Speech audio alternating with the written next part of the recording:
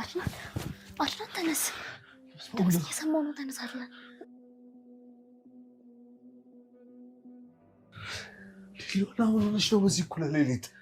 አድናን ልጃችን መጣ መሰለኝ። እሺ ተረጋጊ። ቅዠት ነው የሚሆነው። ተኝ፣ ተረጋጊና ተኝ። ቅዠት ነው የሚሆነው። እሺ በይ። አድናን ልጄ መጣ እንዴ? የሮቤልን ድምፅ ሰማሁት መሰለኝ። የሆነ ሰው እያለቀሰ ነው። ልጄን የመጣው መሰለኝ። አድናን እባክህ ተነስ። ኧረ ማንም የለም ሎና፣ እባክሽ ቤቱ ተቆልፏል። አይደለም አድናን፣ ድምፁ በጣም ቅርብ ነው። እባክህ እመነኝ።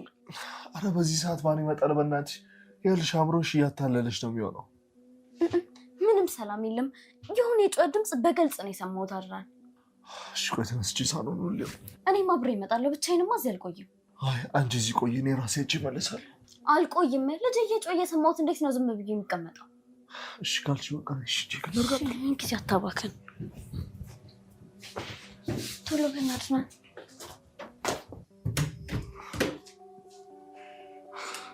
ሎና ይኸው ምንም ድምፅ የለም።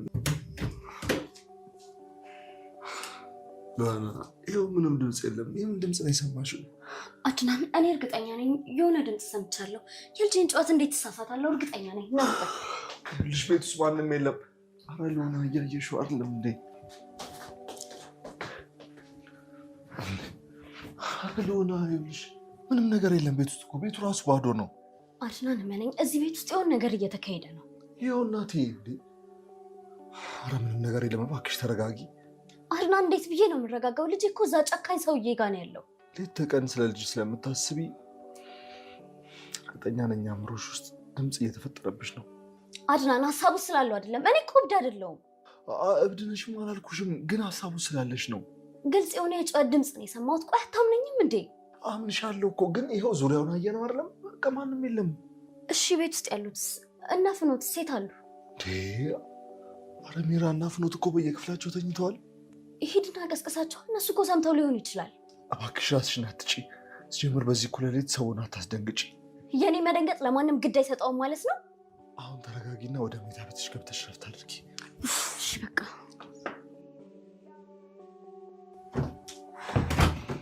ይኸው ምንም የለም እያልኩሽ እኮ ነው። አልሰማም አልሽኝ አንቺ። አድናን እኔ እኮ እርግጠኛ ነኝ ድምፅ ሰምቻለሁ እያልኩ ነው። አይ ሎና ይኸው ምንም የለም። ሰምኝ ችግር አለው በዛ ላይ ለሄድ። እሺ ተኝ፣ ግድ የለም ተኝ።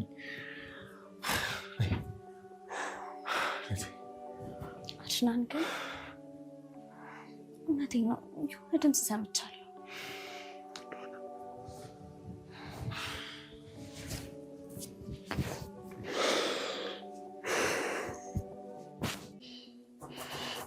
ሚራ አጠፋሻለሁ።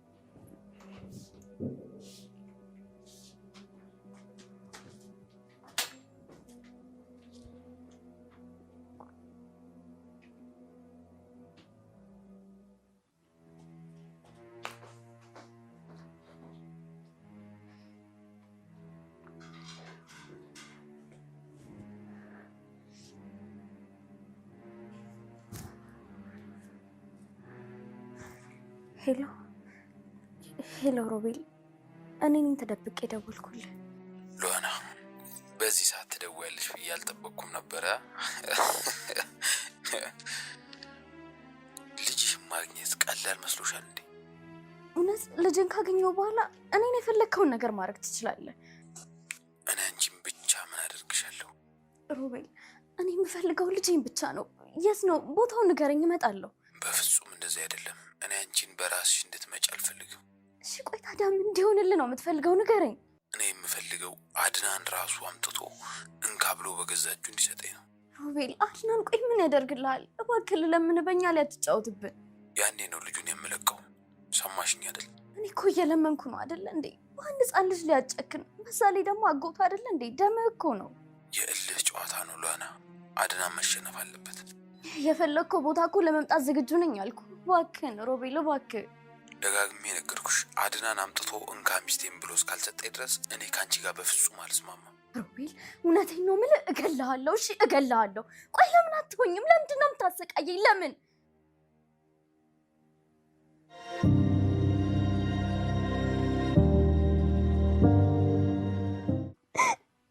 ሉዋናዬ እባክሽን ኬን ዋጠጭ ያረጋጋሻል። በጣም እየተጎዳሽ እኮ ነው።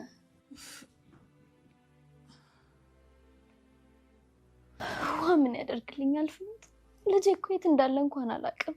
እባክሽ ሉዋናዬ፣ ቤቢዬም እኮ የኔ ልጅ ነው። ከአንቺ እኩል አይደል ያሳደግኩት? ሉዋናዬ የኔ እናት አይዞሽ፣ እግዚአብሔር ያውቃል። ብቻ አንቺ እራስሽን አጠንክሪ። ይገርማል። ሰው እንዴት በዚህ ልክ ማስመሰል ይችላል? አይዞሽ የኔ ቆንጆ፣ እኔ ሌት ተቀን የጸለይኩኝ ነው። ደግሞ ይሰማናል። አይዞሽ። እንዴ ምን አይነት ሰይጣን ናት? እችንማ እኔ ነኝ የምገላት። እች የማትረባ ጠብቂኝ። ፍኖት አትቅረቢያት።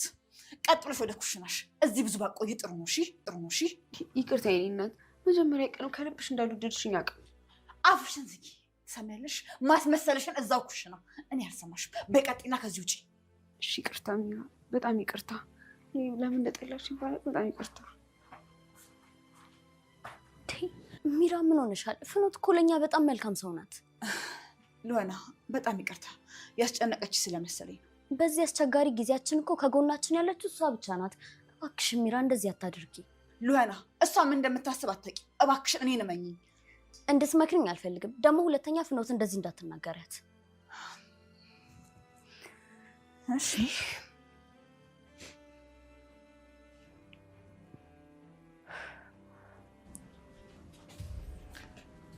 ይኸውና የኔ ጀግና።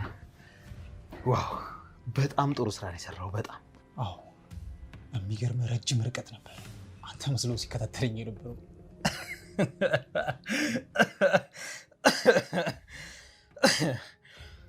ሰማኛለህ? እንደዚህ ነው የምጫወትባቸው። መንፈስ ነው የምሆንባቸው። ልክ ስዞር አንተ አለመሆንን ሲያውቅ እንዴት እንደደነገጠ ብታይ። ፊቱ ሲለወጥ ማየት ማለት ነው። በጣም ያስቅ ነበር አለቃ። ጭራሽ እኔን ሲያገኙ በቁማቸው ነው የምቀብራቸው።